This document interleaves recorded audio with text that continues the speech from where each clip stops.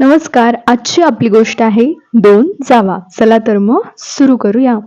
सुमन आपले दोन मुलं राम आणि श्याम आणि तिच्या नवऱ्यासोबत आनंदाने राहत असते. हो, कधी कधी अनबनही होत असते बरं का.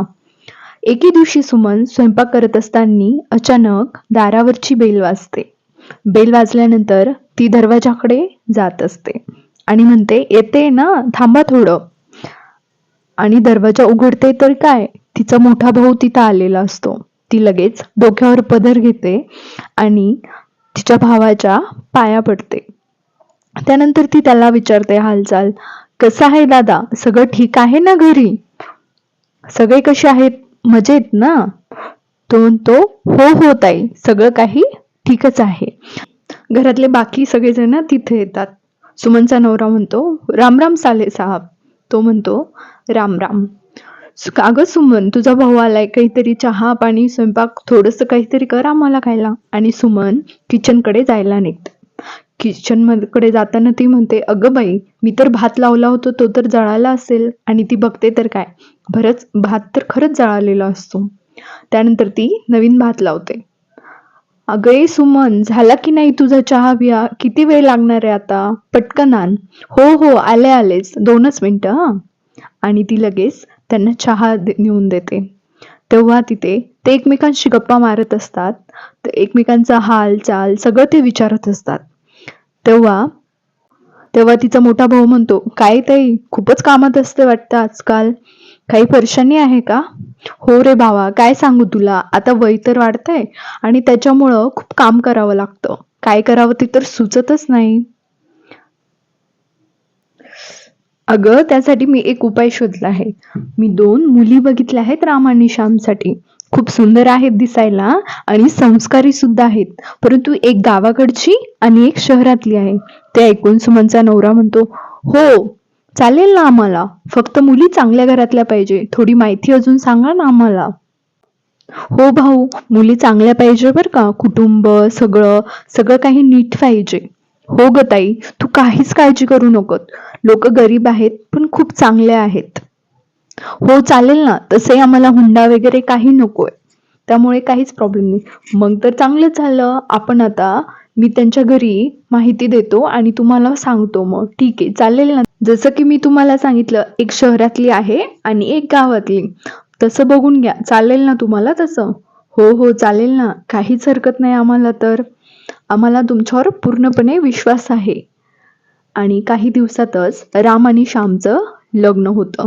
रामचं लग्न शीतल जी गावाकडची असते तिच्यासोबत आणि श्यामचं लग्न प्रियासोबत होतं, जी छान शहरातली असते. आणि शहरातली असल्याने तिला घमंडही खूप असते बरं का. एके दिवशी शीतल भांडे घासत असताना सासूबाई आवाज देते, अगं ए शीतल, शीतल इकडे ये ना. सासूबाईचा आवाज ऐकून लगेच शीतल सासूबाईकडे जाते. अगं शीतल, माझे हातपाय दाबून दे बरं का, खूपच दुखत आहे बाई. हो आई, माझं काम आवरलं की लगेच. अगं ते काम राहू दे, ते तर प्रिया करून घेईन. तू माझ्याकडे आणि हातपाय दाबून दे मला जरा. सुमन प्रियाला आवाज देते, अगं ये प्रिया, प्रिया इकडे ये. आणि प्रिया सासूबाईकडे चालत येते. तुम्ही आवाज दिला का? तुम्ही आवाज दिला का मम्मी? काही काम आहे का तुम्हाला? हो, तू काही काम करते का? प्रिया रागातच म्हणते, हो, माझ्या घरी बोलत होते ना मम्मी मी. होतं थोडंसं काम मला. अगं, तू घरच्यांशी नंतर बोल. पहिले एकदा घरातलं सगळं काम जे आहे ते आवरून घे.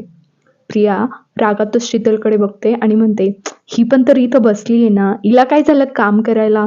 गावाकडची, अनपढ कुठली. आणि ती तिथून घरातलं काम करायला निघून जाते.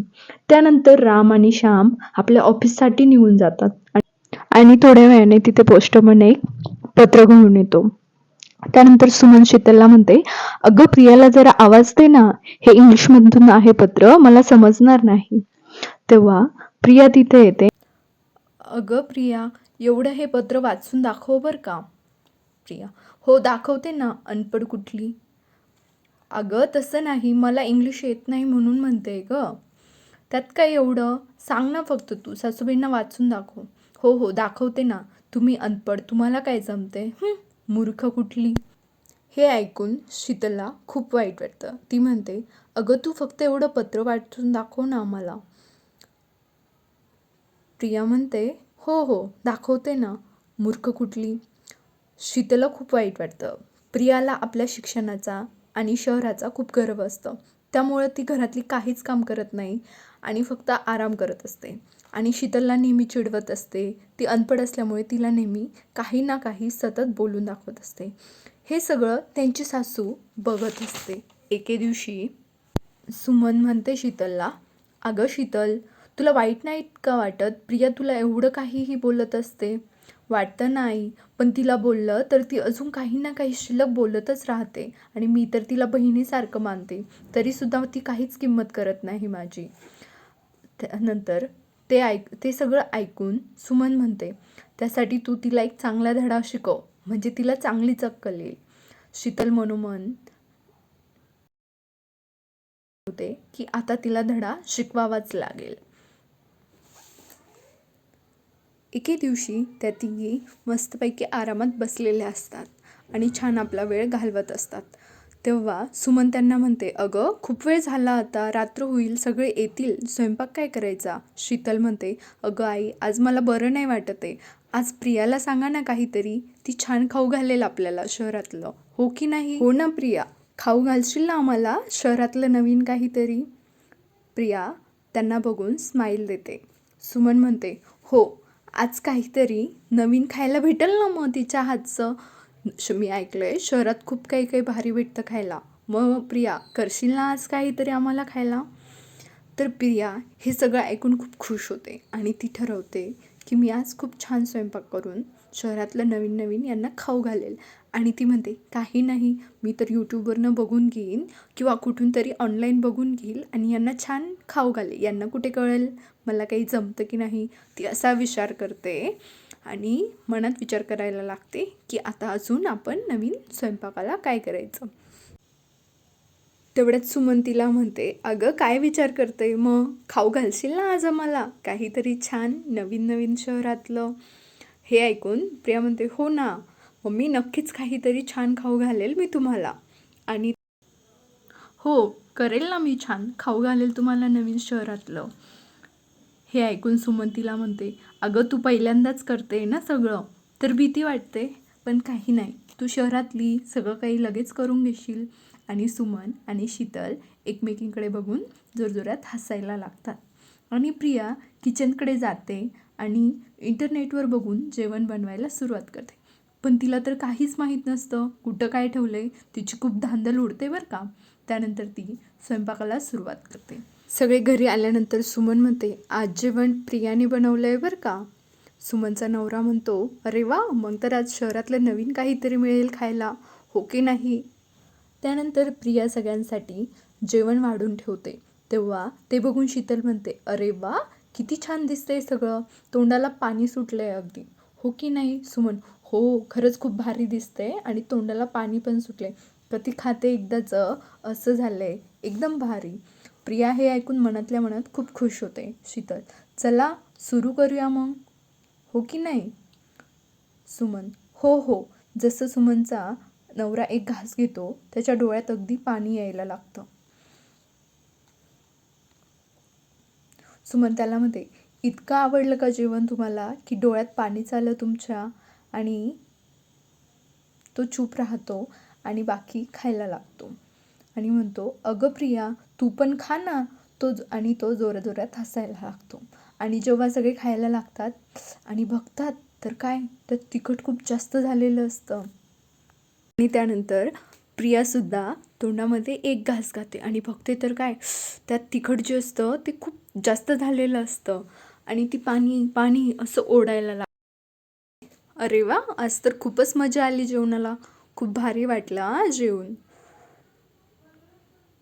सुमन म्हणते, हो हो.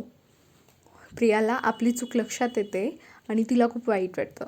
त्यानंतर ती सुमनकडे बघून म्हणते, मला वाटलं होतं 4 वाटी. नेटवर दाखवल्याप्रमाणे आपल्याकडे वाटी नव्हती म्हणून मी मोठ्या वाटीने टाकलं.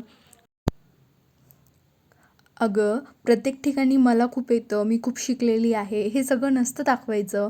प्रत्येकात काही ना काही कमी असतं आणि प्रत्येकजण कोणत्या ना कोणत्या एका गोष्टीत हुशारच असतो. सॉरी शीतल, मी तुझी खूप मजा घेतली, तुला उलटून बोललं, यानंतर नाही बोलणार हां. मला माझी चूक लक्षात आली. आता ह्यानंतर दोघी प्रेमाने राहू लागतात. शीतल तिला सगळा स्वयंपाक शिकवते आणि प्रिया शीतलला इंग्लिश लिहिणं, वाचणं आणि हे सगळं शिकवत असते.